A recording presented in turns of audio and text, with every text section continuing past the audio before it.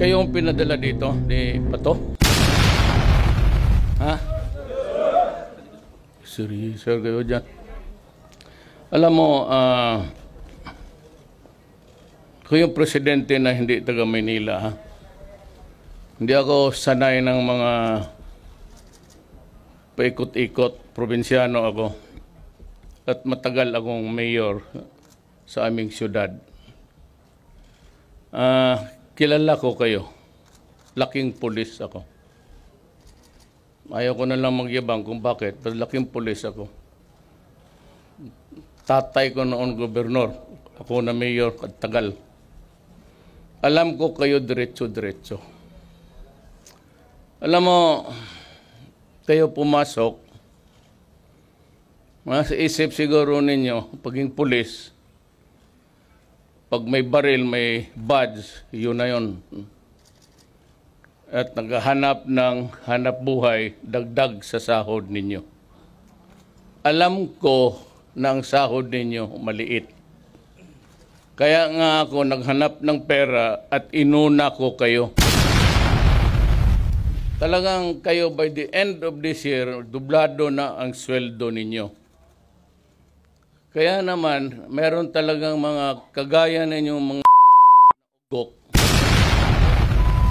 Kayo na gusto niyo mas habang pulis kayo, mas marami. Yan ang problema ninyo. Yung iba nagbababae, may asawa, yung iba naman mag-ambisyon, gusto ng kotse, gusto ng magandang buhay. Di ba't kayo pumili na pagkapulis? Alam naman niyo talagang mahirap. Mahirap talaga ang pulis. Entry fee ninyo lang. Kaso, nag-aambisyon kayo ng mas malaking kita. Kunin nyo dyan sa mga vendor, sa mga driver, kung anong kaputahan ng magkapera lang. Minsan hold up, minsan mga inosenteng tao, sinisita ninyo kung ano-anong kalukuhan na sinasabi ninyo. Yung makita ninyo yung mga nakaparking dyan, babae at lalaki, naghalikan lang, huli ka agad. Pakialam ninyo.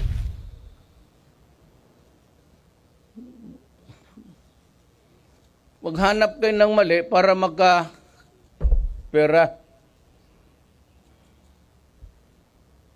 Gusto ko yung ihulog dyan yung Pasig na yan.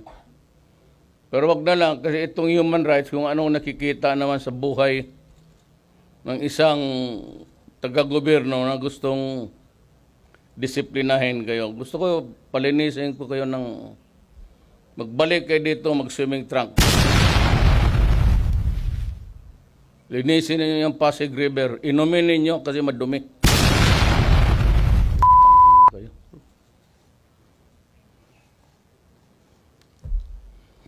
Yang bata pa naman kayo lahat.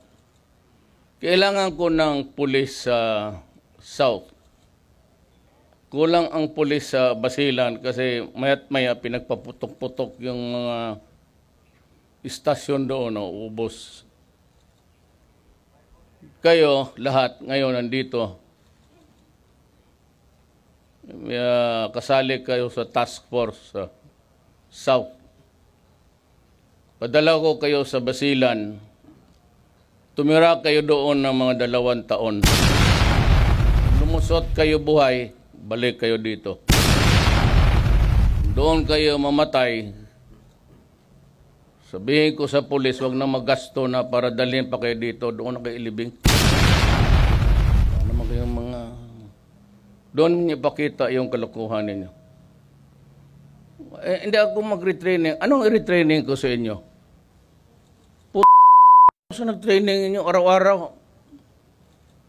Ano retraining ko? Yung utak ninyo. Hindi ko madala yung ganun eh. Gayat kayo sa akin, hintayin ninyo kung matapos ang pagka-presidente ko. Magbarilan tayo. Kala siguro ninyo na let's check kayo, papatulang ko talaga kayo. Prepare to move out. I'll give you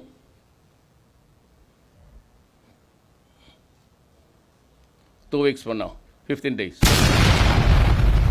Ano na kayo? Start to move out. If you do not want to go there, go to your superior officer and tell them that you are going to resign. Otherwise, ayaw ninyo, hanapan ko kayo ng mali. Kayo nandito, mga gago kayo eh.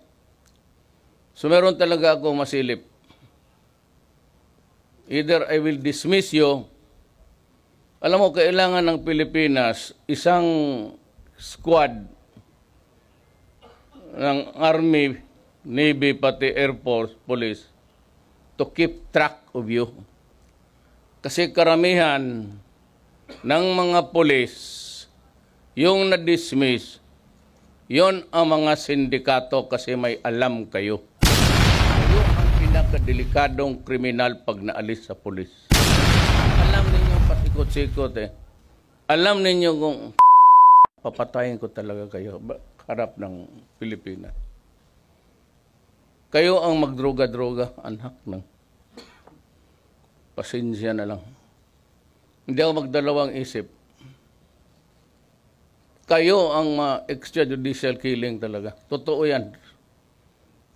Pag naalis kayo, if you opt to retire, then behave.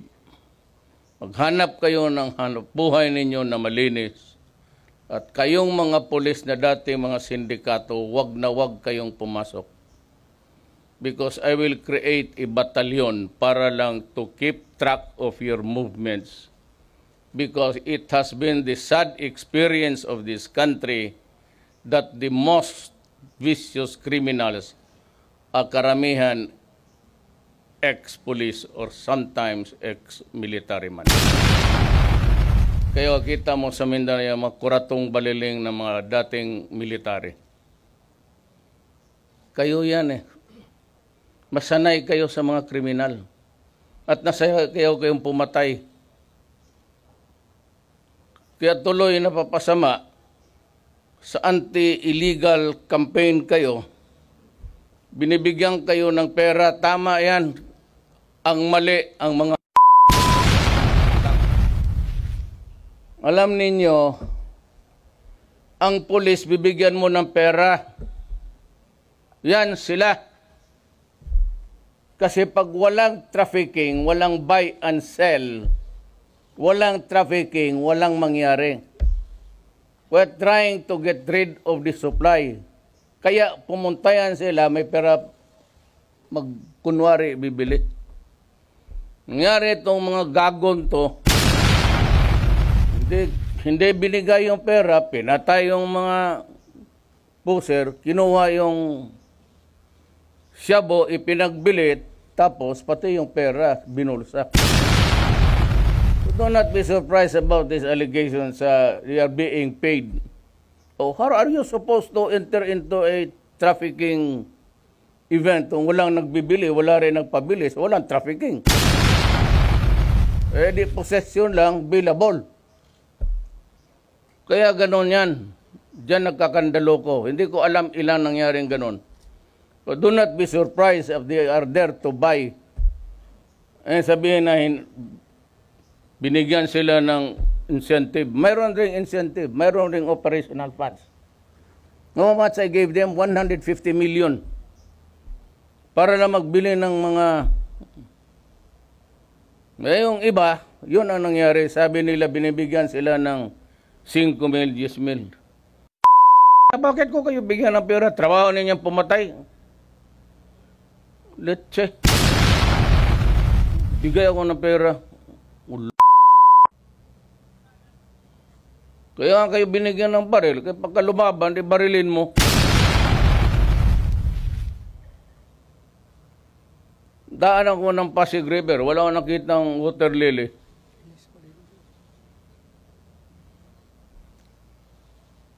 So, prepare to move out.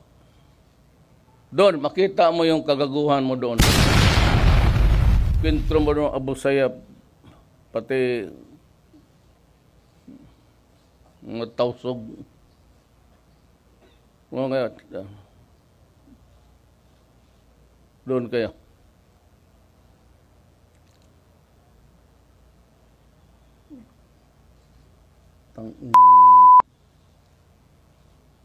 Buisit kayo.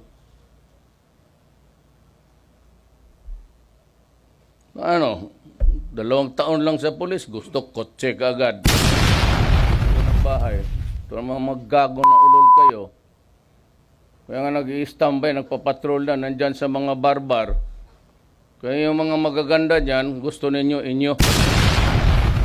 Wala kayong pera, ayan. Ewan ko ilang tao na pinatay ninyo na inosente na walang kamuang-muang. Pero kung hindi ko kayo palusutin, sa totoo lang. Pag ninyo akong hamonin ng barilan, talagang papatulan ko kayo mga putang ina. Hintayin ninyo ako, 6 years from now, kikita tayo ulit. Let's kayo. Sabi ko, hindi ako yung presidente na galing dito, ha? Yung mga pitsugin. Na pinipili lang ng mga mayaman dito sa Manila kung sinong kandidato nila. Ako'y hinalal ng tao. Hindi ba matalo sa pagmahal lang sa pulis? Kita mo ang Davao. Walang abusado, walang checkpoint, wala lahat. Buhay ng mga tao doon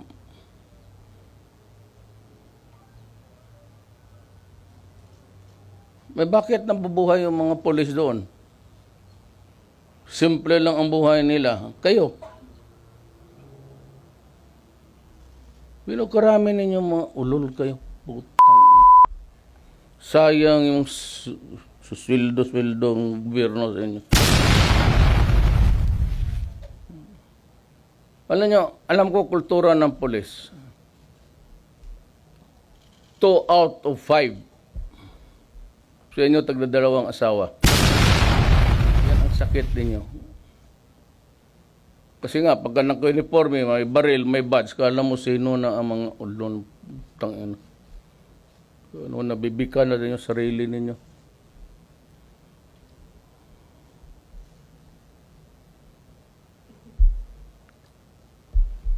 Tumindig kayo dyan. Maghintay ako pag kausapin ko kayo. Huwag kayong umalis dyan. Yung ganong purma na yan. Putang, buhusan ko kayo. Pag may nakita ako, nag-relax sa sipain kita.